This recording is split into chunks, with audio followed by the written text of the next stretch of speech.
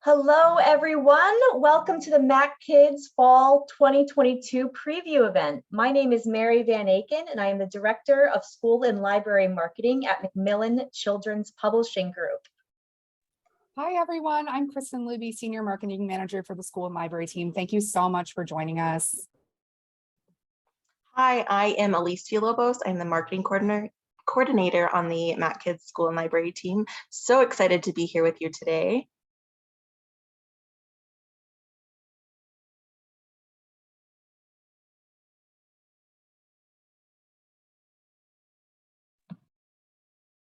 Grace, I believe you are muted for your introduction.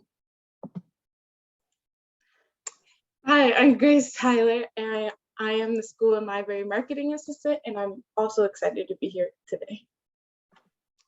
Great, thank you. We are so excited to give you an overview of our fall 2022 list of titles, including picture books, chapter books, middle grade, young adult titles, and a handful of adult titles from all of our imprints at Macmillan Children's Publishing Group. Our imprints include Feiwel and Friends, Farrar, Straus, Giroux Books for Young Readers, Henry Holt Books for Young Readers, First Second, Roaring Brook Press, Neon Squid, and Odd Dot. As you may have heard, we are also super excited to have two special guests live with us later in the event. Jas Hammonds, debut YA author of We Deserve Monuments, and acclaimed author and former teacher librarian, Dan Gemeinhart, who will give us a preview of his upcoming book, middle grade mystery, The Midnight Children. We'll also hear from some other special author guests throughout the preview presentation. A few housekeeping notes before we begin. In the chat, you'll see a link for a full list of titles we're discussing today. This link was included in the reminder email you received from Zoom 1 hour ago. To download it, please open that email, scroll to the bottom, and click on the link located there. You can also download the title list by copying the URL on this screen into your web browser. In the digital review copy column for picture books and graphic novels, you can click through to read a digital review copy on issue. Please do not share these links as they are to be used for review purposes only. In the digital review copy column for middle grade and young adult titles, you'll find a link to request the book on NetGalley. As we only have 75 minutes to present, this is not our full list of titles, so please subscribe to our MacKids School and Library e-newsletter and follow us on @MacKidsSL to keep up to speed with all of our new and upcoming releases. If you are live tweeting today, please use the hashtag MacKidsPreview. And now for some technical details. The audience is in listen-only mode, but we welcome any questions you may have. On the bottom of your screen is a toolbar with a section for Q&A. If you have a question or need technical assistance, simply click Q&A and type your message into that box that appears. We will do our best to respond to all tech-related questions during the event. Booklist also offers closed captioning on all webinars. To enable or disable captions on your screen, please look for and click the live transcript icon on the toolbar. From there, you can select show or hide subtitles from the menu that appears. If you choose to enable subtitles, you can adjust the size of the captions at any time by selecting subtitle settings. Today's event will also be recorded, and the recording will be shared with you after the event. Finally, we expect all participants to maintain an atmosphere of respect and fairness. Anyone who violates this standard of behavior, including engaging in any form of harassment, may, at the discretion of the organizers, be immediately removed. And now, without further ado, I'm going to introduce our first special guest, Mekisha Telfer. Mekisha Telfer is an editor with Roaring Brook Press, where she has the pleasure of working on books for all ages across all genres, from award-winning picture books like We Are Water Protectors to a stunning young adult fiction debut like Jas Hammonds' We Deserve Monuments. Welcome, Mekisha. We're so glad to have you. Please take it away. Thank you so much. Thank you all for joining us today. I am thrilled to chat with Jas Hammonds and to introduce their magnificent debut. For those of you who are hearing about this book for the very first time, We Deserve Monuments is a contemporary YA about a teen girl named Avery who moves with her parents from DC to small town Bardell, Georgia, to live with her estranged, terminally ill grandmother. When she arrives, the tensions are high.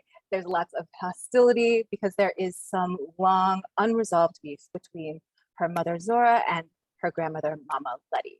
And the more Avery tries to dig into this family mystery, the more they push her away. So she turns to find friendship in some unexpected places with her very cute neighbor Simone and Simone's best friend Jade.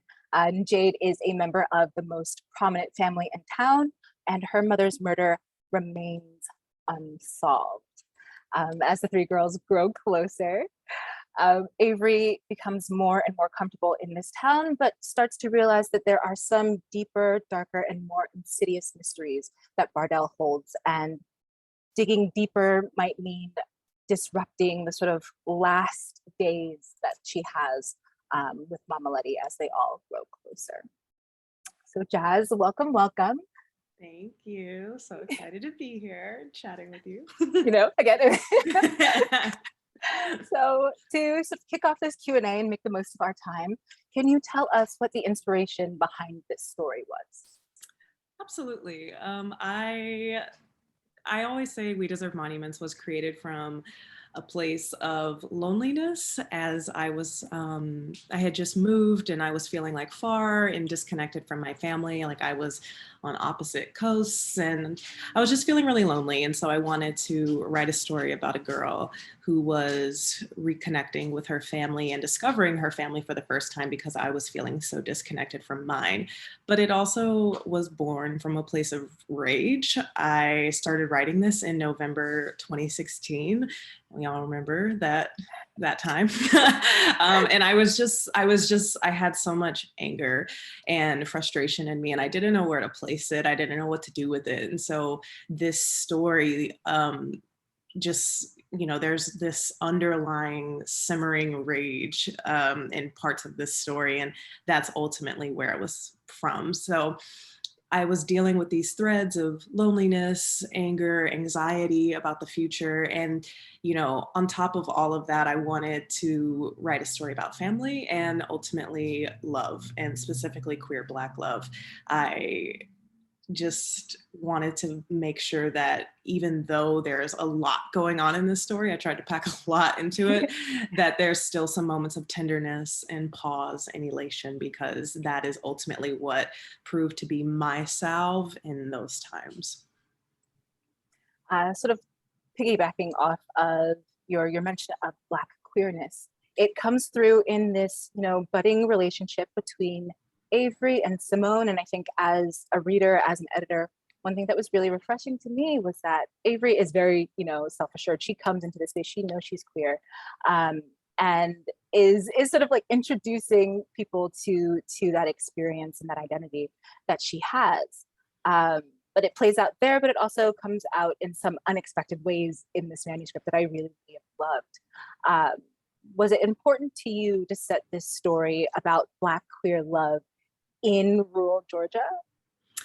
Yeah, I think that it's important as I join the canon of queer YA in particular to add to the stories that are, in rural settings, in suburban settings, just to remind folks that queer people exist everywhere. It's not just in New York, San Francisco, DC. I wanted to tell a story where it's not like we have to escape this small town to experience joy. They're able to experience joy and, beautiful love and tenderness right where they are. And for me personally, I came of age in, Oklahoma, in suburban Virginia, and seeing a narrative where, somebody is able to come out and experience love in some place that's not necessarily like a queer mecca or a queer haven is just kind of that was really important to me when I was writing this. I like that. And I think like you've done such a great job of giving this story a sense of place. I've talked to you before about how much I love Sweetness Lane, which is the street that Mama Letty's house is on. The way you describe this hotel, the train station, I feel like there is just such a strong footprint when you're reading, and it really like grounds you in this story and these characters. Thank you. So you decided to put 3 generations of women in one household. Tell us a little bit about that and like why it was important in this era where previously we've seen a lot of parents more or less sort of like killed off or ushered off screen. I feel like 3 generations of family in one house really spotlighted is pretty unique in YA. I just think that it was ripe for drama.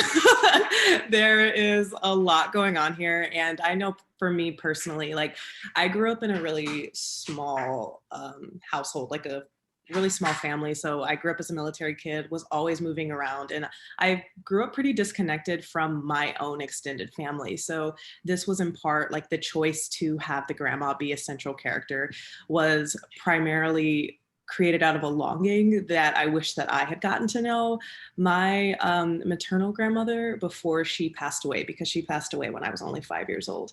So I wanted to tell a story about 3 generations of women and just that push and pull that happens between, you know, women in particular, when you have like the granddaughter and the grandmother who are like, you know, besties, but there's tension right here, and just like how that can, you know, that can move and shape people's relationships, and just also ultimately like that love that is there and refuses to go anywhere, no matter how many fights they get in, which there are a lot of fights. There are a lot of fights in this book, but ultimately they're 3 women who really care about each other, and in particular, Avery getting to know Mama Letty for the very first time in such a, you know, constrained time frame, that just ultimately was like the heartbeat of what I was going for with this novel. I like that. So We Deserve Monuments has, you know, what we were just talking about, family drama, teenage shenanigans, kissing, a little bit of murder. For you as a writer, what was the most exciting part to write? That's really hard. I love all the scenes where it's just Mama Letty and Avery together, because I just feel like there's something, I always love characters, whether in novels or movies, that are just so prickly on the outside, but you know, like there's something more going on underneath. And for me, that was like Mama Letty was just like, she's so hot and cold with Avery in particular. Like one moment she's like, okay, fine, I'll open up and tell you a little bit. And then she's like, nope, just kidding. So I really enjoyed writing that dynamic, but also the romance. This is probably the finished draft, or the finished novel will probably be like the 20th version of this book that I've written.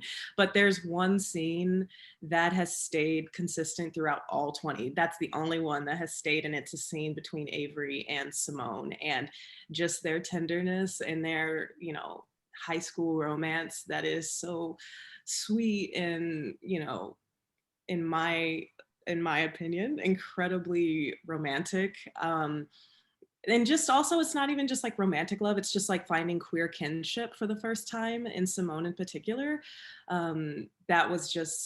That's always had a hold on me, and that's why it's not going anywhere. So if you can guess which scene it was, I would love to.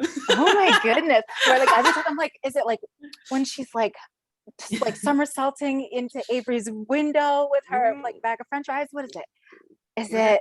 It's gonna be a game.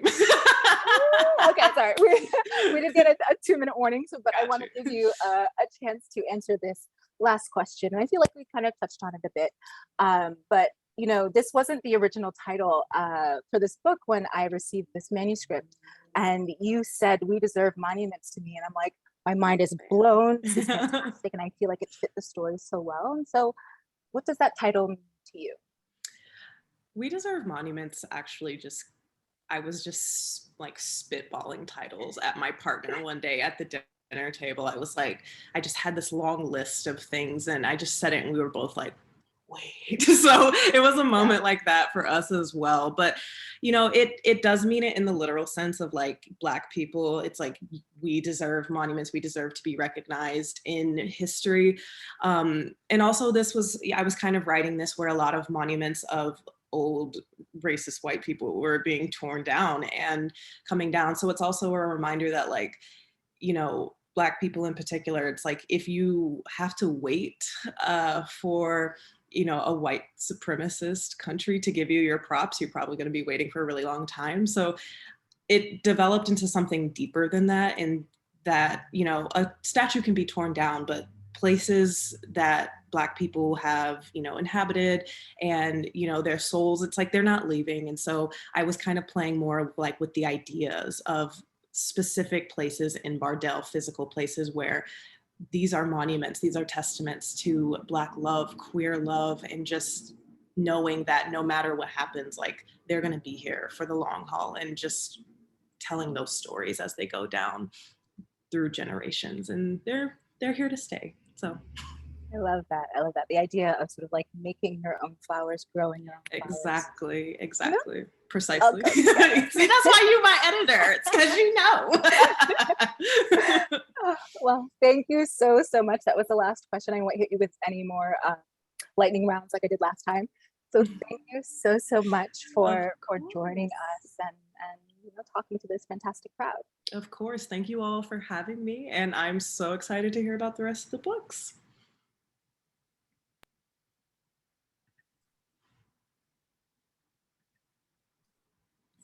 Jas and Mekisha, thank you both so much for that really enlightening conversation.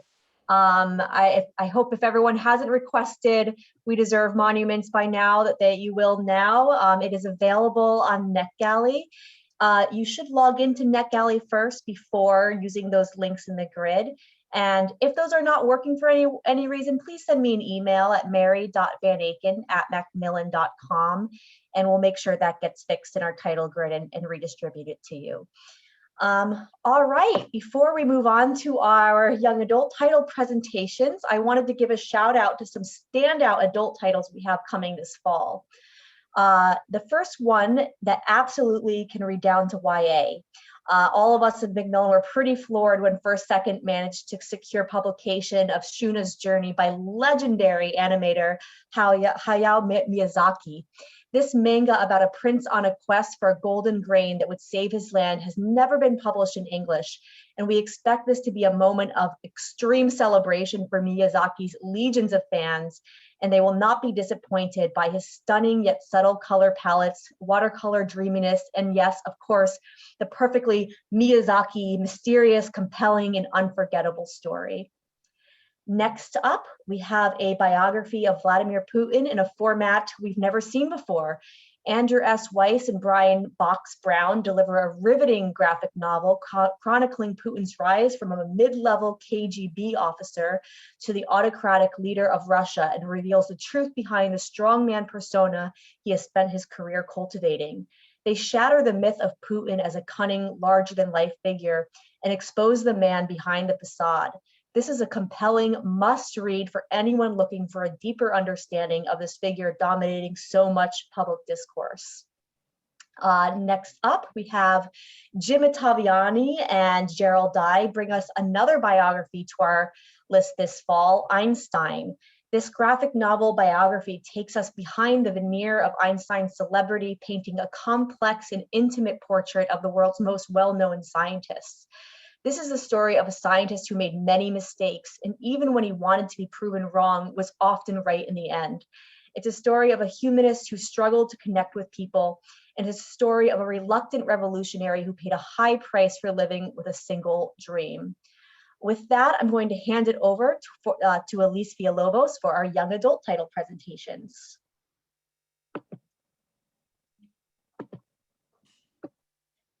Thank you, Mary. Okay, so first up in young adult, we have The Self-Made Boys. This is a Great Gatsby remix by Anna Marie Mclemore. This is the 5th book in our homegrown remix classic series. In Self-Made Boys, readers are swept away into the glittering decadence of New York City in the Roaring 20s. The iconic story about privilege, identity, desire, and the allure of the American dream has been re-envisioned from the perspective of a trio of teens, all of whom are trans or Latinx. Spoiler alert, unlike in F. Scott Fitzgerald's version of the story, this iteration of The Great Gatsby doesn't end on a grim note. Instead of being buried by the illusion of the American dream, Nick, Jay, and Daisy all choose to build their own version of it that allows them to be their whole authentic selves. A message a lot of teens can identify with these days. Anna Marie Mclemore has proven themselves to be a master of prose. Their career accolades so far include a Stonewall Honor, a James Tiptree Jr. Award, a William C. Morris Award finalist spot, a National Book Award longlist selection, and a veritable galaxy of starred reviews, 23 to be precise. And we also have a Remix Classics educator guide available on our website that you can use to pair with books in the series. We'll drop this in the chat if you're interested in using this resource. And the next book is the Sunbury Trials from Aiden Thomas, and we'd like him to introduce the book himself. What's up, everybody? My name's Aiden Thomas, and I'm the New York Times bestselling author of Cemetery Boys, and I am so excited to introduce you to my new fantasy book, The Sunbury Trials. In this book, teen demigods compete in a series of challenges with the highest of stakes. The winner receives fame and coveted title of Sunbearer, while the loser must be sacrificed in order to keep the sun refueled for another 10 years. The world building is centered around Mexican culture, and there's loads of queer characters in the main cast. There's Teo, who is the trans son of the goddess of birds, his best friend Nia, who is the daughter of the god of earth, and they adopt 13-year-old Zio, the son of the god of bad luck, who seems destined to become the sacrifice. Teo, Nia, and Zio have to team up against the very powerful and experienced demigods, including Aurelio, who is a famous demigod, the son of the goddess of fire, and Teo's ex-best friend turned rival. The Sunbury Trials is the first book in a duology, so you can expect even more next year. I am so excited for everyone to read and start sharing this story. Yay, so exciting to hear from Aiden. And next we have Duet, our journey in song with the Northern Mockingbird, the latest from nonfiction powerhouse Phil Hughes, and it's Phil at his finest, unmatched nature nonfiction intertwined with a human cultural analysis you won't get anywhere else. This is a study of the mockingbird and its remarkable relationship to human development, from Native American mythology to the Civil War, Charles Darwin to Harper Lee, and the scientific specialties that make this bird particularly resilient, and in fact triumphant in the face of near-extinction, climate change, and erratic human behavior. Phil gives name and voice to a number of folks, including notable women and people of color, that helped elevate the mockingbird to a cultural icon. And ultimately, Duet is a story of understanding ourselves through understanding this tiny but mighty little bird. The story caps off a trilogy with Phil's other two award-winning bird books, The Race to Save the Lord God Bird and Moonbird. So you know you're about to get meticulous research, nonfiction that reads like narrative, and a universal human story woven into the particulars of this single bird species. This is perfect for kids interested in nature and protecting the environment. And you may have heard the news about Leigh Bardugo's forthcoming book. Discover the start of a grand and sinister destiny in Demon in the Wood, the must-have graphic novel prequel to this best-selling series and international Netflix sensation Shadow and Bone, from spectacular new talent Danny Pendergast and #1 New York Times bestselling author Leigh Bardugo. Before he led Ravka's Second Army, before he created the Fold, and long before he became the Darkling, he was just a lonely boy burdened by an extraordinary power. Feared by those who wished to destroy them and hunted by those who would exploit their gifts, Eric and his mother must hide their true abilities wherever they go, but sometimes deadly secrets have a way of revealing themselves. A fan favorite character, the Darkling is the alluring anti-hero readers can't help but root for. This making of story will delight diehard fans eager to get their hands on new Grishaverse content, as well as entice new readers into the world of Grisha. Danny Pendergast is a cartoonist and illustrator from Parkland, Florida, with a BFA and MFA from the illustration program at Syracuse University. And our next book is inside the book Opening My Eyes Underwater by Ashley Woodfolk, Essays of Hope, Humanity, and Our Hero, Michelle Obama. You will find emotionally honest and touching essays by best-selling author Ashley Woodfolk. These open, searing stories of bullying, heartbreak, racism, and confidence are woven in with quotes from Michelle Obama as Ashley touches on shared and separate experiences she has with our former First Lady, someone she has always deeply admired. Opening My Eyes Underwater is a book of essays perfect for high schoolers and young adults going off to college or entering the workforce, and a great graduation gift. It's touching, it's personal, it's relatable. Ashley delicately discusses her own life challenges, what she's learned, the advice she'd give to young people, and the cues she has taken from Michelle Obama. Moving on, we have Don't Look Back, a memoir of war, survival, and my journey from Sudan to America by Ashut Dang and Keely Hutton. Author Ashut Dang was the focus of an episode of the New York Times daily podcast on July 15th, 2020, just 2 years ago, about the COVID outbreak at the Smithfield meatpacking plant in Sioux City, South Dakota. Don't Look Back tells a harrowing and inspiring story showing both the ugliness and the beauty of humanity and the power of not giving up. After a deadly attack in South Sudan left 6-year-old Ashut Dang without a family, she lived in refugee camps for 10 years until a refugee relocation program gave her the opportunity to move to the United States. When asked why she should be given a chance to leave the camp, Ashut simply told the interviewer, "I want life." But the chance at starting a new life in a new country came with a different set of challenges, including the pandemic. At the end of the podcast, the reporter asked Ashut what was next for her, and she said she wanted to write her life story for young readers. When she was sick with COVID, she said she realized her 3 sons didn't know about her childhood in Sudan, what she had endured, what she had overcome. If she had died, she said they'd never know, and she wanted them to know. Ashut is a natural storyteller, but she is new to writing, so she co-authored her story with Keely Hutton, who became more than a co-author, but also a confidant and friend to Ashut. And next we have Crafting Change, Handmade Activism, Past and Present by Jessica Vitkus. Crafting Change is an informative and inspiring exploration of craftivism, the intersection of handicraft and activism, designed to encourage young creators while providing meaningful historical text. This is perfect for teens who love to craft, as well as teens who want to explore creative avenues for political involvement. Crafts and politics have a long history together. In 1965, students wore black armbands to school to protest the Vietnam War, a tradition that endures today as Parkland students wear black armbands and orange bracelets to protest school shootings. Author Jessica Vitkus has spent her adult life making award-winning documentaries about music, culture, and political issues for MTV News. Producer credits include The Daily Show with Jon Stewart, The President's Show, and many more. She's written craft stories and developed craft projects for Martha Stewart magazine and television, has worked as a writer-producer for MTV News, and she now is working for Stephen Colbert as a producer on The Colbert Show. So this is a fun book. Okay, next we have We Are the Scribes by Randy Pink.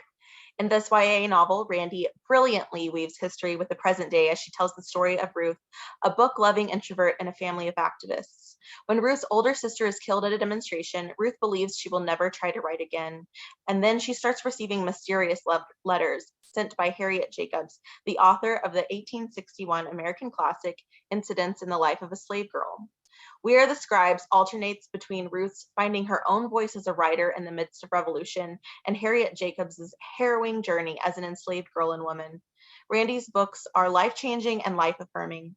As Randy says in We Are the Scribes, she intends for readers to see that being a Black girl in America, whether in 1861 or 2022, means there is simply no way around the pain, and the only way for her characters to survive and thrive is to write their way through it. Randy Pink grew up in the South and attended a mostly white high school. She lives with her husband and their 2 rescue dogs in Birmingham, Alabama, where she works for a branch of National Public Radio. And Strike the Zither by Joan He. So instant New York Times and indie bestselling author Joan He is back with this epic YA fantasy about found family, rivals, and questions of identity. Strike the Zither is the first in a planned duology with elements of fantasy mixed into the suspense, and there are multiple twists that readers will love. It follows Zephyr, an orphan who serves as a strategist under a warlordess whose commitment to the Empress is double-edged. Her honor draws Zephyr to her cause, but it also jeopardizes their survival in a war where one must betray or be betrayed. When Zephyr is forced to infiltrate an enemy camp to follow Rin's followers from being slaughtered, she encounters the enigmatic Crow, an opposing strategist. But there are more enemies, and not all of them are human. Strike Visitor is perfect for fans of the Sky Hunter and Sands of Araria series, June Hur's The Silence of Bones, and Shelley Parker Chan's She Who Became the Sun. And House of Yesterday by Diba Zargarpur. So Diba is a Middle Eastern author, specifically Afghan Uzbek American. And House of Yesterday is a contemporary YA debut and breathtaking journey into the grief that lingers through generations of immigrant families and explores what it means to confront the ghosts of your past. Struggling to deal with the pain of her parents' impending divorce, 15-year-old Sarah is facing a world of unknowns and uncertainties. Unfortunately, the one person she could always lean on when things got hard, her beloved BB John, has become a mere echo of the grandmother she once was. And so Sarah retreats into the family business, hoping a summer working on her mom's latest home renovation project will provide a distraction from her fracturing world. But the house holds more than plaster and stone. It holds secrets that have her clinging desperately to the memory of her old life. Secrets that only her BB John could have untangled. Secrets Sarah is powerless to ignore as the dark truths of her family's history rise in ghostly apparitions. And with it, the realization that as much as she wants to hold on to her old life, nothing will ever be the same. Told in lush, sweeping prose, the story of secrets, summer, and family sacrifice will chill you to the bone as the house that wraps Sarah in the warmth of her past becomes the one she cannot escape. Diba is an editor at SNS, which features Muslim characters and stories, and she credits her love of literature across various languages to her immigrant parents, whose eerie tales haunted her well into the night. If given the choice, Diba would spend her days getting lost in spooky towns with nothing but a notebook. All right, some of our popular and best-selling continuing series are also coming out. We have Forest Fall, Cursed, and Morgan, as well as some other books that will be available on NetGalley, including Improve, Stolen Cities, and After Love. Thank you so much, Elise, for sharing all of those amazing young adult books. I am excited to share some of our upcoming must-read middle grade books with you today, beginning with Neon Squid. In case you missed it earlier this year, we launched a new nonfiction imprint. Neon Squid strongly believes that the best stories in the world are the real ones. So they've created beautifully illustrated books for kids ages 6 to 12 on a variety of nonfiction topics. Here's a quick look at Neon Squid's winter and spring releases, including books about ancient civilizations, historical sisters, how hospitals work, wildcats, bugs, sharks, and more. This fall, we have even more Neon Squid books coming, including 2 new books in the Young Zoologist series. This series of animal picture books aims to inspire the next generation of biologists and conservationists. The first 2 books in the series covered humpback whales and pandas, and this fall we'll have 2 new books on emperor penguins and African elephants. The stunning field guides in this series are all written by research scientists and animal conservation experts. They're packed with animal facts that support STEM curriculums, including simple science explanations of life cycles, food chains, and they also have a strong environmental message about what needs to be done to protect and preserve these animals and their habitats. We also have a new book in the A Day in the Life series, this time focusing on horses. Biology professor and horse owner Carly Ann York tells the story of wild horses in the style of a nature documentary, following mustangs, zebras, donkeys, and ponies over the course of one day. Kids will also get to see horse stories from around the world, from wild horses roaming in abandoned Chernobyl, Ukraine, to wild mustangs fighting on the plains of Nevada. This is the perfect book for your horse-obsessed kids. And next, we have a new companion to Tales of Ancient Worlds, which was released earlier this year. In Tales of Prehistoric Worlds, fossil expert and host of the popular YouTube show, PBS Eons, Kaylee Moore, invites kids to travel back to the land before time and discover real stories of intrepid paleontologists who made remarkable and groundbreaking discoveries. This book spotlights the women and men who changed our understanding of dinosaurs, and in turn inspires the next generation of dinosaur lovers to become future paleontologists. And finally, the Neon Squid book I'm personally most excited about, especially with all these gorgeous images being released by the James Webb Telescope this week. It's never been more clear how vast our universe is. And the truth is, many scientists not only believe that aliens exist, but that it's only a matter of time before we find them. Written by space expert Joel DeMorancy, an astrophysicist and space communicator, this book sorts facts from fiction to bring readers the real science behind the search for aliens. Kids will explore the physics of interstellar travel, discover what makes a planet habitable, and learn how to fly a helicopter on Mars. Where are aliens most likely to be hiding, and what really goes on at Area 51? This book has all the answers, well, some of the answers for all alien-obsessed kids and budding scientists. And that's just a really quick snapshot of the Neon Squid books, but I highly, highly encourage you to check out their books. They're such gorgeous illustrations, as you can see, incredibly detailed. There's just tons of details to pour over here, and packed with fact-filled nonfiction fun. But moving on to more middle grade books, first up is a man who needs no introduction. R.L. Stein has established himself as the master of horror for younger readers, and Stein Tinglers is a short story collection perfect for the legions of Goosebumps fans. Each of the 10 stories is introduced by Stein himself, giving this collection a personal touch that his readers will adore. And these stories are truly scary. This spooky cover is just a preview of the horrors inside, but they also have Stein's signature wry sense of humor and one-of-a-kind characters. This is the perfect Halloween read for middle grade horror fans, and there's more scares on the way. We have 2 more Stein Tinglers books coming from R.L. Stein. The second book is coming in fall 2023, and the third book in fall 2024.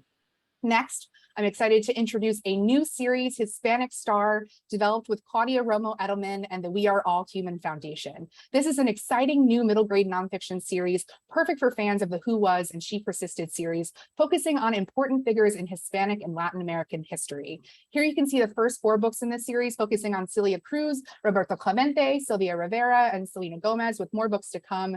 These books will be released simultaneously in both English and Spanish, as well as hardcover and paperback formats. As you can see, the paperback format is available for only $5.99, so this is available at a really friendly classroom price. And in September, readers will meet the first 2 Hispanic stars. National Book Award-winning author William Alexander writes about the Cuban-American queen of salsa, Celia Cruz, and Puerto Rican lawyer and children's author Sarah Echenique writes about Puerto Rican National Baseball Hall of Famer and Hispanic star Roberto Clemente. Each Hispanic Star book will include black and white illustrations throughout to show key moments in each star's life, and these books are the perfect introduction to Hispanic and Latinx icons who will inspire young readers to dream big. Next up is one of our most highly anticipated and adorable fall books, Otter by Catherine Applegate. I mean, come on, this has got to be the cutest cover of 2022. And excitingly, this is a new novel in verse from Catherine, featuring illustrations by Charles Santoso. Otter spends her days off the coast of Central California, practicing her underwater acrobatics and spinning the quirky stories for which she's known. She's a fearless daredevil, curious to a fault, but when Otter comes face to face with a hungry great white shark, her life takes a dramatic turn, one that will challenge everything she believes about herself and about the humans who hope to save her. Inspired by the true story of a Monterey Bay aquarium program that pairs orphaned otter pups with their surrogate mothers, this poignant and humorous tale told in free verse examines bravery and healing through the eyes of one of nature's most beloved and charming animals. At its heart, this story has one message: Carpe diem. It's about remembering to celebrate tiny moments, small victories, and sweet unexpected gifts. How lucky we are to have yet another day to celebrate, which is very on brand for Catherine Applegate. And Catherine incorporates plenty of otter facts based on the research she did at Monterey Bay Aquarium in California. Fans of the one and only Ivan will love this new animal story that is sure to melt hearts. Next, I am so excited to introduce you to one of the most anticipated nonfiction books of the fall, Call Him Jack, the story of Jackie Robinson, Black freedom fighter, by Michael D. Long and Dr. Yohuru Williams, which just received its first star review from Kirkus. Yay! Their mission can be summed up beautifully in just the title of the book, Call Him Jack. While so many of us know him as Jackie Robinson, the barrier-breaking baseball player, his family and friends called him Jack. The IE at the end of his name was added by white sports commentators who wanted to make Jack Robinson more approachable and likable to a white audience. By stripping away this diminutive, Mike and Yohuru are demanding that readers remember Jack Robinson in his entirety. According to Martin Luther King Jr., Jack Robinson was a sit-inner before the sit-ins, a freedom rider before the freedom rides, and according to Hank Aaron, Robin was a leader of the Black Power movement before there was a Black Power movement. This is the history so often left out of biographies, and there couldn't be 2 better people to share it than Yohuru and Mike. Yohuru is the former chief historian of the Jackie Robinson Foundation, a distinguished university chair and professor of history, and a founding director of the Racial Justice Initiative at the University of St. Thomas. Mike Long is a sports reporter, and if you Google Jack or Jackie Robinson, you will almost certainly come across one of his articles. He is an expert in Jack Robinson. They both worked closely with the Jack Robinson estate on this must-read book. So I encourage you to share Jack's stories with young readers so they can know him as the legend he truly was, both for his skills on the baseball diamond and for his role in the civil rights movement. Next, Nowhere Better Than Here is Sarah Guillory's moving middle grade debut. This is a lush story about one determined girl's fight against the effects of climate change in her coastal town, which just also received its first review from Kirkus. Three things are sacred to 13-year-old Jillian Robichaud: the Bayou sunsets, her grandmother Noni's stories, and her coastal Louisiana hometown of Bouton, which is quickly becoming overtaken by coastal erosion. When the worst flood in a century hits, Jillian and the rest of her community band together as only Bouton can. And while flooding is not uncommon in their town, this time the damage may simply be too great. After the local school is padlocked and the bridges in town are condemned, Jillian has no choice but to face the reality that she may be losing the only home she's ever had. But even when all hope seems lost, Jillian is determined to find a way to keep Bouton alive. She teams up with friends to create a three-part plan: a video and photographic oral history project to preserve the local memories of Bouton, a petition to save their school, and a service helping ecological groups plant marsh grass, which will help combat coastal erosion. This is an inspiring story about how young readers can make an impact on issues that might seem insurmountable to them, which I know applies to a lot of issues young readers are facing today. Author Sarah Guillory is a classroom teacher from Louisiana who based Bouton on her real community. The Louisiana setting is beautifully captured in this book, including Cajun, Black, and Vietnamese characters, reflecting the rich cultural diversity of this area. And fans of Barbara O'Connor will love Sarah Guillory's lyrical writing and this heartfelt and hopeful story about home, survival, and eco-activism. Next up, another middle grade debut by K. Tempest Bradford, a Black science fiction and fantasy writer and podcaster. Ruby Finley and versus the Interstellar Invasion will introduce readers to one of the most memorable main characters I've met in quite a while. Ruby Finley is a wicked smart 11-year-old who is a passionate bug fanatic who would do just about anything to be an entomologist. One day, Ruby discovers a bug unlike anything she's seen before and decides to do some research. But this is not just any regular bug. It burns a hole through her window and escapes, causing chaos around her neighborhood. It's up to Ruby and her friends to recover this strange bug before it's too late. Ruby Finley is the STEM hero you've been waiting for. This book is packed with bug facts and details about the scientific method and technology. This is also just a zany and fun-filled backyard adventure story that fans of Clean Getaway and Sideways School will love. Next, Frizzy is my most anticipated graphic novel release of the fall. This is a middle grade graphic novel debut from Claribel Ortega, who you may know as the author of the New York Times bestseller Witchlings, and debut graphic novel illustrator Rose Busamra. I cried multiple times reading the story, both happy and sad tears. Frizzy is just pure chicken soup for the curly girl soul. Readers will meet Marlene, an Afro-Dominican girl who visits the salon with her mother every Sunday to straighten her hair, and Marlene hates it, especially the Sunday before her cousin Diana's quinceañera. Everyone says Diana has good hair, and Marlene should try to look more like her. But Marlene knows her hair will never look that way, and she doesn't understand why her curls aren't beautiful or presentable enough, or why her mother never wears her natural curls anymore ever since Marlene's father died. After a very embarrassing incident at school and with some help from her very cool Tia Ruby, my favorite character in the book, everyone needs an aunt as cool as Tia Ruby, Marlene learns to embrace her natural curls, and in turn, Marlene's own journey to self-acceptance changes her mom's mind and brings their whole family closer together. The story has Spanish phrases woven throughout the text, and Rose's illustrations beautifully depict Marlene's vibrant community and a variety of curly and wavy hair textures. Frizzy also gently unpacks big issues like grief and how our beauty standard is rooted in anti-Blackness. It's just a phenomenal story with absolutely stellar art that you simply cannot miss if you loved graphic novels like Twins or Stargazing. Next, Mariquette and the Ocean of Stars is a magical middle grade debut based on Filipino folklore.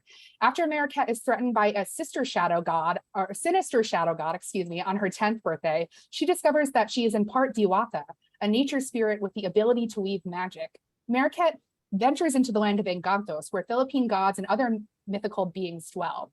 In Encantos, Mariquette will have to fight gods, monsters, and creatures of lore in order to complete her Diwata's journey and save her family. From friendly cryptids to intimidating sun gods, Mariquette is a loving introduction to the magic and legends that populate the Filipino imagination. This is a charming adventure with lush atmospheric writing that effortlessly transports you to its magical world. This is a book perfect for readers who love Spirited Away or The Girl Who Drank the Moon. Next, we are big fans of Rebecca E. Barone on the school and library team. Her debut, Race to the Bottom of the Earth, received 4-star reviews and made multiple best of the year and notable lists. This is just really well done narrative nonfiction. If you like Steve Shankin and Candace Fleming, you will love Rebecca's writing. Unbreakable recounts one of the most dangerous wartime code-breaking efforts ever, in which a team of the greatest minds in Western Europe, including Alan Turing, tried to crack the most uncrackable code, the German Enigma machine. The key to defeating Hitler and the Nazis lay in breaking open Enigma's cipher. The Enigma story has been told in pieces in middle grade nonfiction, but rarely has the full scope of this world-changing event been chronicled for young readers. Rebecca has a particular skill for combining history and STEM. She has an engineering degree and has written for numerous STEM-focused young readers magazine, including Muse. She uses her expertise to offer fascinating facts about secret codes and spycraft. This book also includes more than 60 interior photos, and the level of research she did is just mind-boggling, which includes interviews with the likes of Alan Turing's nephew. I hope you have a chance to read this page-turning, edge-of-your-seat tale. It's truly unputdownable. And next, Newbery medalist Tay Keller is back with a new middle grade fantasy, Mihi Ever After. And here to introduce Mihi is Tay Keller herself. Hello, teachers and librarians. I am so excited to share Mihi Ever After with you. This series is a little bit different from my previous books because instead of writing for my middle school self, I wrote this book for the kid I was at 8. The kid who wanted and needed to believe in magic. So it has everything that I would have loved at the time. It has fractured fairy tales and nearsighted mice and wannabe princesses and even some zombified ladies in waiting. It is a book that I've toyed with writing for many years, but that I turned to wholeheartedly in 2020, when I desperately needed some escapism and whimsy and fun. And I hope that it brings some of that fun to kids today. I hope that it helps them believe in magic. Not only the fantasy kind, but more importantly, the everyday magic of friendship and courage and discovering who you are.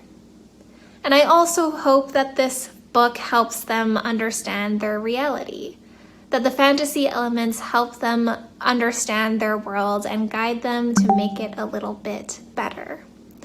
So thank you so much for reading and sharing, and I am so excited for you to meet Mihi and her friends. Thank you so much, Tay. And before I wrap things up here, we have one more very special middle grade book to share with you. Dan Gemeinhart is our closing speaker today, and we'll introduce his new book, The Midnight Children, after we talk about some picture books. So please stay tuned until the end to hear from Dan. You won't want to miss this. He'll be in conversation with his editor, Brian Geffen. Finally, for middle grade, many of our popular and best-selling series continue this fall, including Jasmine Taguchi, Fart Quest, True Rescue, Calpurnia Tate Girl Detective, and The Monsters of Brookhaven. We also have 2 new graphic novels in the Early Reader Investigator series, as well as history comics. This book focuses on the Transcontinental Railroad. And if you're looking for to preview even more middle grade releases, we have more books available to request on NetGalley. The title information for these books is included in the grid we shared with you all. And that's all the time I have today. Again, stay tuned for Dan Gemeinhart at the end. And with that, I'll pass the mic over to Mary to talk about some of our picture books. Thank you, Kristen. I thoroughly enjoyed your presentations. Okay, over to picture books before our final special guest. The first book we are presenting today is Until Someone Listens. In 2020, during the Democratic National Convention, at just 8 years old, Estela Juarez shared her story with the nation. Her mother came to the US in 1998 at the age of 18 to forge a new life for herself. In August 2018, after trying absolutely everything she could do to stay in the country legally, Estela's mom was forced by US immigration to return to Mexico. Until Someone Listens, written by Estela, now 12, shares the story of the direct impact of US immigration policy on children in a child's own words. Estela describes across several heartbreaking spreads what it was like to experience life's milestones many miles from her mother. But the overwhelming message of this book is that every single person has a voice. As Estela gained confidence to write about her experiences, she eventually wrote a letter to President Donald Trump that went viral and brought national attention to the issue of family separation. In her words, she discovered, "My words have power. My voice has power too. and I won't stop using my voice until someone listens. Next slide, please. This picture book, publishing simultaneously in English and in Spanish editions, is a call for all of us to recognize the power of our own voice to impact change. I invite everyone to sign up for our Until Someone Listens letter writing campaign to receive a classroom set of postcards to share with your students in your classroom or library to fight to keep families together. We just dropped the registration link in the chat, so sign up today and you'll receive more information about this campaign this fall. Our next book is Brown is Beautiful by Supriya Kelkar, illustrated by Noor Sophie. In her author's note for Brown is Beautiful, Supriya Kelkar notes that she hopes this book serves as a reminder to all of the world that brown is beautiful in all its shades. Supriya grew up in a town where very few people looked like her. Over the course of her childhood, she started to think that brown is not beautiful, that brown is something that needs to be corrected. This messaging is reinforced to children by corporations, their peers, the books they read, and in so many other ways. This book is a gentle, timeless celebration of the color brown. In the book, a girl takes a walk with her grandparents and discovers the many different shades of brown that exist in nature and the strength this color represents. Noor Sophie's art is truly luminous and brings the natural splendor of this walk to life in every shade of brown you can imagine. The story ends with a sweet reveal when the girl's parents come home with a new child, and the narrator reflects, brown is potential, a new life crying out, a warm seed waiting to sprout. This poetic story is perfect for story times and a great discussion starter about self-love and affirmation. Our next book is A Book Too Can Be a Star, the story of Madeleine L'Engle and the making of A Wrinkle in Time. As NASA revealed the first images of the James Webb Telescope this week, I couldn't help but think of the quote from Madeleine L'Engle that leads off this book. A book too can be a star, explosive material, capable of stirring up fresh life endlessly, a living fire to lighten the darkness, leading out into the expanding universe. Is there a better way to capture the power of books? This picture book biography of Madeleine L'Engle, co-written by her granddaughter, Charlotte Jones Voiceless, and Jennifer Adams, does a beautiful job connecting young Madeleine, an only child filled with wonder and so many questions, with the adult Madeleine who used her writing to attempt to both ask and answer life's biggest questions. Through her at times challenging childhood, Madeleine discovered the many ways that art and looking out into the universe can make one feel connected to the world around them. The final third of the story connects the dots to A Wrinkle in Time, a childhood staple in a book that many thought would never succeed, but Madeleine knew otherwise. It concludes with extensive matter about Madeleine's life, making this a great resource for young readers who are familiar with Madeleine's work, but who have not yet been introduced to the woman behind the phenomenon. Our next title is Off the Wall by Theodore Taylor III. Theodore Taylor III received the John Steptoe Award for New Talent for his illustrations in When the Beat Was Born, DJ Kool Herc, and the creation of hip hop. Since then, Theodore has seen much success as an artist of books by authors as varied as Lil Nas X to Shaquille O'Neal. This book is really special, though, because it's his debut as both an author and an illustrator, and we're thrilled to introduce it into the world this fall. Theodore's debut is a love letter to graffiti and finding your place. The book follows Sam, whose family moves across the country from a city to a small country town that she just can't find her place in. This all changes when she discovers graffiti mural on the side of a building, and even more so when her cousin takes her around the city to enjoy graffiti everywhere, from the sides of trains to moving vans to billboards, and eventually an abandoned warehouse being transformed by local artists into a community center where she finally feels she belongs. Don't miss, next slide, please. Don't miss the author's note at the end of the book, which delves into how Theodore came to love graffiti, the ways in which it jump-started his interest in underground hip hop and graffiti culture, and how graffiti transforms communities and serves as an essential means by which people can express themselves. There's so much room for rich discussion following a read aloud of this kinetic and inviting author-illustrator debut. Next slide. What Are You by Christian Trimmer with illustrations by Mike Curato. This book is the perfect choice for first conversations about stereotypes and race. Author Christian Trimmer and illustrator Mike Curato introduce young readers to 3 dogs, 2 poodles and 1 puggle, When the poodles repeatedly ask the puggle, "What are you?" and then proceed to force their own stereotype of pugs and beagles on the puggle guides them to understand how their own bias and stereotypes have guided their assumptions about who he is. Following the story, Dr. Danielle Riez, a child psychologist, provides tips for caregivers and conversation starters. Christian and Mike hope this book encourages conversations about race and culture with the youngest readers to ultimately weave a fabric of inclusivity, acceptance, and mutual respect for others. The conversation starters ask questions like, what are assumptions others have made about you that have been wrong? And what are examples of things we cannot know about a person just by looking at them? Use this early in the year to start these discussions and revisit throughout the year to underscore the importance of keeping this learning front of mind. Next up, we have The Christmas Book Flood by Emily Kilgore with illustrations by Kitty Moss. It may feel way too early to talk about Christmas, but I'm really excited to introduce you to The Christmas Book Flood, a holiday book about holding loved ones close and inspiring new traditions. In the days leading up to Christmas Eve, townspeople eagerly search for the perfect books to read to gift their loved ones. And when Christmas Eve arrives, family and friends snuggle up by the fire together with chocolate to eat and read books. How perfect does that sound? Well, it is real. The Christmas Book Flood tradition started in Iceland during World War II, but it's picked up modern steam all over the world. NPR did a write-up about it and called this tradition simply universal. And in our research, we were so thrilled to see that public libraries from Princeton, New Jersey to Portland, Oregon have picked up the tradition through patron programs. We'd love to see this book help establish a new book-centered holiday tradition in communities and families.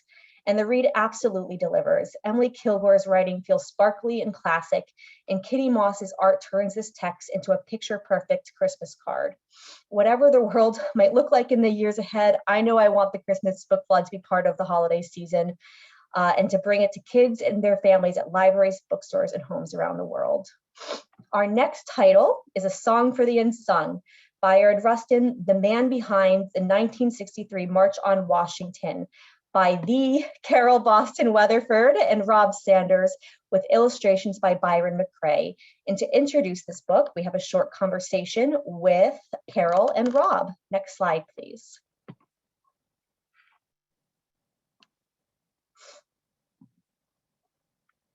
Hello, I'm Rob Sanders, and I'm here with Carole Boston Weatherford, and we're happy to be telling you a bit about our new book coming out from Henry Holt called A Song for the Unsung, Bayard Rustin, the man behind the 1963 March on Washington.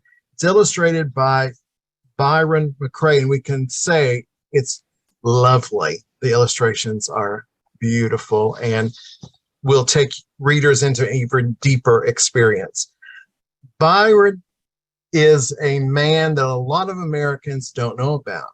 Bayard is an African-American and gay man who was pivotal in the civil rights movement and was the man, as the subtitle said, who planned the 1963 March on Washington, where Dr. King delivered his I Have a Dream speech. Carole, why the title A Song for the Unsung? Music played a huge part in Bayard's life from childhood. And when he was in college, he toured with a singing group, a college, campus singing group. So, and he actually did some recordings. So we have interwoven African-American spirituals and protest songs, at least the titles of those songs, into the text as kind of like signposts along Bayard's journey through life, and also through his endeavor to organize the March on Washington. This book holds a special place in my heart because the March on Washington was actually one of the first news events that I can remember as a child. I can remember watching it on television, and just the 250,000 people who attended, and now we find out that Bayard Rustin was the man behind the march.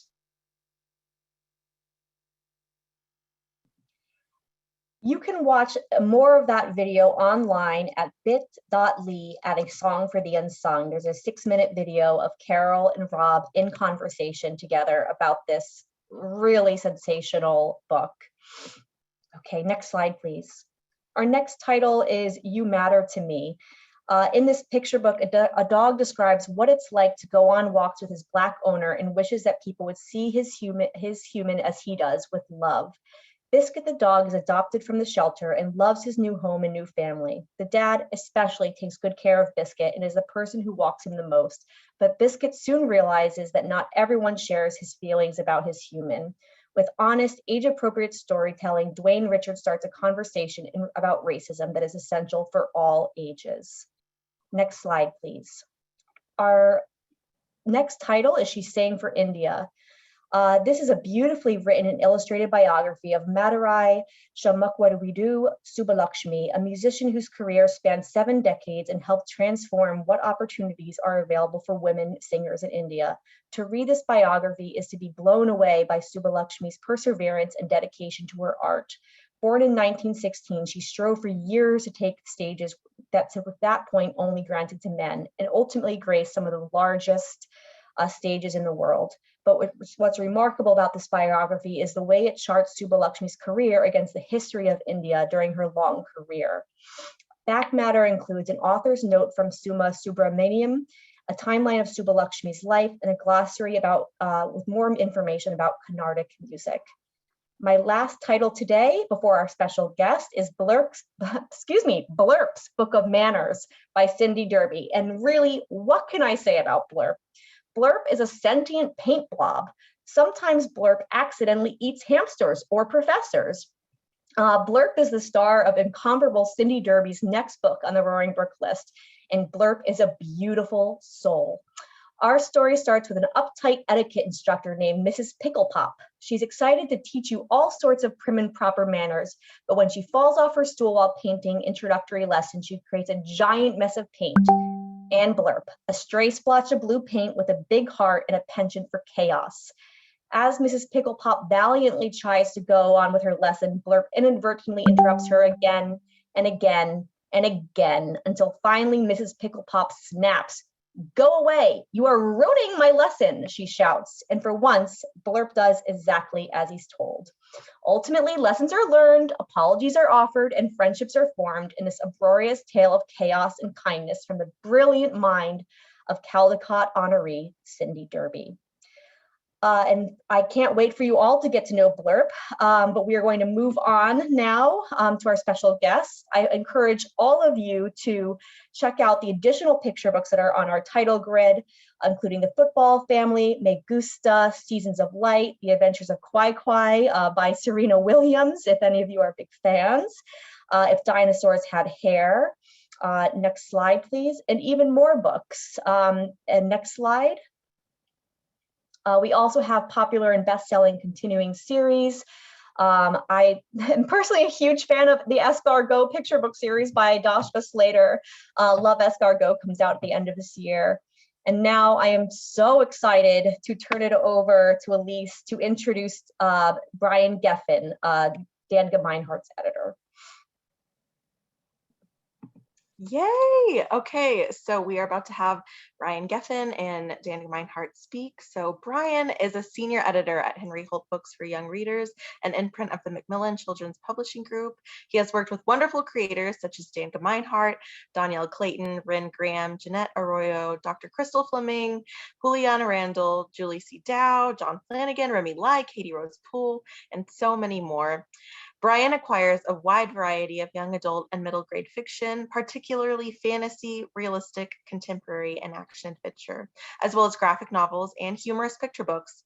Born and raised in Queens, New York, Brian is a fan of traveling, eating, late 90s hip hop, and foreign languages. And I will go ahead and pass the mic to you two. Thank you for joining us.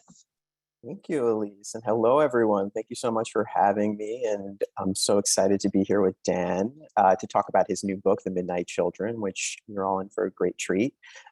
Before we start our conversation, I want to tell you a little bit about Dan. So Dan Gemeinhart lives in a small town smack dab in the middle of Washington State with his wife and 3 young daughters. He was lucky and grateful to be a teacher librarian in an elementary school for 13 years, where he got to share awesome books with awesome kids. So he's among his people right now. He loves camping, cooking, and traveling. And in addition to his upcoming The Midnight Children, which I just want to call out what you saw on that slide, so far 3 for 3 on starred reviews. He is also the author of the critically acclaimed The Remarkable Journey of Coyote Sunrise, The Honest Truth, Some Kind of Courage, Scar Island, and The Good Dog. Hey, Dan, how you doing? Welcome. Good. How are you doing? I'm excited to be here. Likewise, likewise. So I'm going to jump right into it with a simple, but I think like deceptively layered, complex question, which is, where did the seed of the idea for The Midnight Children begin? Right. And so this, all stories have origin stories of their own. And this one's probably my favorite origin story of my books, because this story, Midnight Children, started as kind of a bedtime story that I was improvising, making up for my oldest daughter when she was probably 3 or 4 years old, and trying to speak in a calm tone, trying to just spin a tale to make her lay still and go to bed. And I started this story, and it started with a scene where a boy is in bed in the middle of the night, and he sees a mysterious group of children move into the abandoned house across the street. No grownups, no furniture, just 7 kids all by themselves. It quickly became a little too scary and too intriguing to continue as a bedtime story. And a lot of that story has changed. It's really grown and evolved over the years. I've written many different versions of the story. That 4-year-old is now about to start her junior year in high school. So this has been a story I'm spending a lot of time telling. But I love that it started that way. And hopefully it still kind of lands that way, not as a calming story, but as a story that's fun to tell and fun to listen to and fun to read, and a story that's fun to fall into. I have to ask you, has she read the finished book? She has read an earlier version of the Okay. Okay. Yeah. Very exciting. I hope she approves. Right. And I mean, you kind of touched on this. Clearly, the story has evolved over time, and you have this wonderful balance, I think, between intrigue and these deeper storytelling themes. And I think it's something I know we both love about middle grade, this ability to kind of offer exciting, action-packed story while also weaving in deep introspective and philosophical questions that many middle grade readers are likely thinking through themselves. I know that was something that attracted me to many books as a middle grade reader. And in The Midnight Children, you just beautifully explore the feeling of loneliness and wanting to belong and wanting to find home with a capital H, like so many kids do. But how do you go about striking that balance between plot intrigue, excitement, and these sort of deeper issues of characterization and life? Yeah, I love that question, because that is something that I really kind of strive for, I think, in all of my stories. And when I do, sometimes I do adult writing workshops at conferences or whatever, and I do one that's about what I call the crunch and the chew, that I love stories that have both the crunch, like the exciting, interesting plot, but also the chewy stuff, like the emotional, deep thinking, emotional marks. And so I always really, in all my books, have really strive for a balance between a fun, gripping, page-turning plot, but also some stuff to really feel and some stuff to think about. And there's great stories on all parts of the spectrum. There's some that are just crunchy, they're just plot, and there's some that are just chewy, they're really emotional interior stories, and all of those are great. But me as a storyteller, and me as a reader, I love those stories that really try to deliver both. Yes, a story that's going to keep you turning the pages, but a story that's also going to bring you the feels and make you feel and think big things. And, that is something I think that middle grade readers also really like, because middle grade readers are really thinking about big stuff. It's a really interesting time in a person's life when they're leaving their childhood behind, but not yet entirely. They're becoming the person they're going to become, but not yet entirely. They're deciding who they're going to be and who they're not going to be. And they're having their first interactions with a lot of stuff. It could be romance, although that's not a part of my books, but death. And maybe they've seen a grandparent die, they've lost a pet. They're seeing conflicts with friends and conflicts in school. And so they're ready to, and divorce and all those kinds of family tragedies. And so they're really dealing with big stuff, and they're really ready to start thinking about it, talking about it. And so putting that stuff in a story, I think it goes together, that I like having that emotional stuff, but also that really adds to it, hopefully being a page turner. It's not a distraction from the plot. If you're feeling those big things and you're really emotionally invested, then you're also more into the plot. And so I think the crunch and the chew really goes together. And it's something that I really try to get into my stories. I'm going to have to borrow the crunch and the chew from you. I really like that sort of way of framing things. And I think you're so right. The way kids are dealing with first experiences of grief, of finding themselves, identity, all of these things. I think it's so important to have fiction out there that they can see themselves in and explore these issues in a safe, sort of accessible way. And you are clearly, you know, a middle grade writer in the truest sense. This is your 6th middle grade novel, and you've clearly kind of carved out a wonderful niche in this space. And, you know, you've touched on this a little bit in your last response, but I'd love to kind of focus a little more exclusively on what draws you to writing for this audience in particular. I really got into writing middle grade from my experience being a teacher librarian, an elementary school teacher librarian, which is a job I hadn't anticipated. I thought I was going to be like a high school teacher, and my writing dream, I thought I was going to write grown-up stuff, and I tried for a while to write grown-up stuff, but then I got a job as an elementary librarian. And so I thought, okay, I've got to read these books so I can do my job and, you know, hand sell them to kids and get kids excited about it. And I had not read middle grade books since I had been a middle grade reader. And I was blown away by the depth and the richness and the beauty and the fun of middle grade literature. The books are so great. And like I said, they deal with all the same big, heavy stuff as grown-up stuff, but in a way that I think is just so much more approachable and more fun and more engaging. And then I just became a huge fan of middle grade literature. And I said, this is what I want to write. I want to write for this age audience. And I want to write these kinds of stories because I just kind of fell in love with the genre, I guess. It's not really a genre. I fell in love with middle grade literature. I think many of us have. It's a wonderful thing. And so, you know, to shift gears and kind of hone in a little bit more to tell the audience about kind of the Midnight Children specifically, and also to kind of make you redon your teacher librarian hat that hopefully hasn't gone too rusty.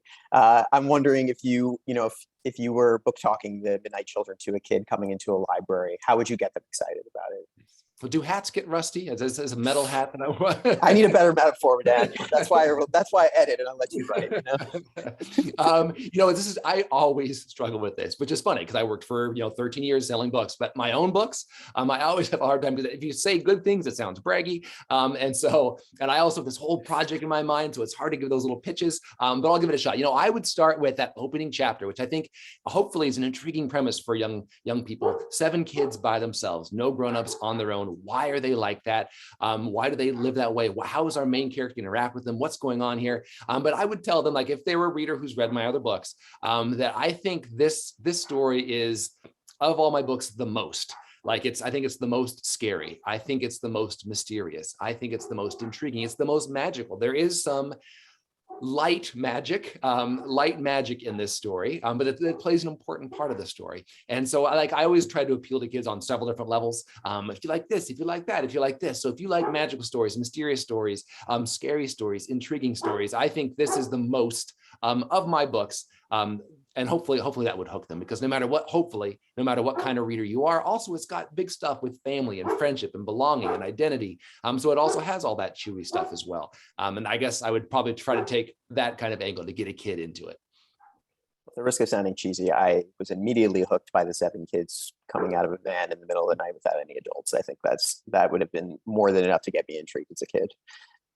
So I want to sort of try to see if I can ask 2 more questions, but I maybe only have time for 1. So I'm going to start with what's potentially the last question. And if we have time for another, I'll ask that. But when a young reader finishes the final page of The Midnight Children, what do you hope they'll take away from the story? You know, my number one goal as a writer, I don't start out with a theme in mind or a lesson in mind. As someone who worked with young readers, especially reluctant readers, most of my students were reluctant readers. It was a challenging school full of awesome kids, a lot of whom didn't like reading or didn't think they liked reading, and my job is to get them into it. My number one goal is always just to make it a great story. And so I hope they put it down and say, wow, that was a great story. I couldn't wait to get to the ending. I couldn't wait to see what happened. And they just enjoyed the ride. Now, along the way, that crunchy chewy, hopefully they really thought about some stuff, thought about themselves as friends, thought about what a family is, thought about belonging, thought about things like who can be a hero and how they could be a hero, even if they're shy, even if they're quiet. So hopefully they've got lots of thoughts in their heads. But at the end of the day, I really hope it is a story that kids just love to read and have a fun time reading. I hope the same. And I think that they're certainly in store for a wonderful read. I don't know, Elise, tell me if I need to get off, if we're out of time. If not, I'll ask Dan one more question. You tell me. I think we have time for one more question. Okay. We're probably all curious. I want to ask because I adore the protagonist of the Midnight Children, Ravani. He is shy, he is vulnerable and lonely, and yet without giving too much away, you know, he finds courage and begins to open up and hone his inner power over the course of the novel. You know, he has this reluctant yet unrelenting inner flame in him, and so I wondered what inspired his coming to life on the page, Dan. Nice. Yeah, Ravani and his personality really is the closest I've come, and it's not at all autobiographical, but it's the closest I've come. As a kid, I was super shy. I was very, very quiet, very insecure. As a kid, my family moved around a ton, so I was always the new kid. And so like fitting in was hard and belonging was hard. I didn't have those long friendships other kids had. I was often bullied. And I mean, obviously I'm fine. I don't have some terrible origin story. I'm doing just fine. I couldn't be happier. But I was a lot like Ravani, or Ravani is a lot like me. But also like where I am now, I feel very happy and I feel very grateful for everything that I've got. And so I was also looking at who I was then, but also who I am now. And that's what you're talking about with Ravani's journey, is realizing even if other people have treated you badly, even if you've struggled, we've all got a hero inside us, and we've all got more strength than we might realize. And we just need to believe in ourselves and or have someone believe in us and the situation that we can rise to become the best version of ourselves. Doesn't mean you have to become loud and become some outrageous hero, but your quiet self, no matter what your past is, your struggles are, you have a hero inside you too, that you can become your own kind of hero. And so that's where shy little, but you know, hopefully good-hearted and strong-willed Ravani came from. I love that. I think it's a great note to end on. We all have a hero inside us. Now I wish that was a tagline of the book. Now I'm thinking, but anyway, it's a great tagline. Oh my goodness. It is a great tagline. Well, thank you so much, Dan and Brian. And thank you to everyone who came and joined us today. We are going to pass it off to Bookless in just a second, but I wanted to send you all a warm thank you from the MacKids School and Library team. And we hope you will stay tuned from a note from Booklist. Thanks, everyone. Thank you, Elise, and thank you so much to our special guests today, Tay, Carole, Rob, Aiden, Jas, Dan, our fantastic editor guests, Mekisha and Brian, and of course, the fantabulous MacKids School and Library team. Tomorrow, all attendees will receive an email containing links to today's slide presentation, video recording, title list, and a certificate of completion. For more about Bookless webinars, be sure to visit booklessonline.com/webinars, where you can view archives of past webinars and register for upcoming ones like those you see here. Next slide. July is Read Graphic Month here at Bookless, and this year is bigger than ever. Check out the Bookless blog to enter our sweepstakes, register for our graphic novel webinars, including a presentation discussing comics and censorship with the ALA Graphic Novels and Comics Roundtable Committee. Listen to the Read Graphic playlist on our YouTube channel, and of course, read this year's Guide to Graphic Novels, which you see on the screen. It is currently free, open to all, and is focusing on all things manga. Have you heard Bookless Reader, our new magazine that offers reading recommendations to patrons of all ages, is coming to print this January. Go to Bookless Reader in print to find out how you can order copies in bulk for your library. And if you already have a subscription, you can share the latest issue now. Visit our website for more details. And don't forget that Booklist, Booklinks, and Bookless Reader recently joined the Overdrive Magazines program in partnership with Zinio and are available for your patrons to read in Libby.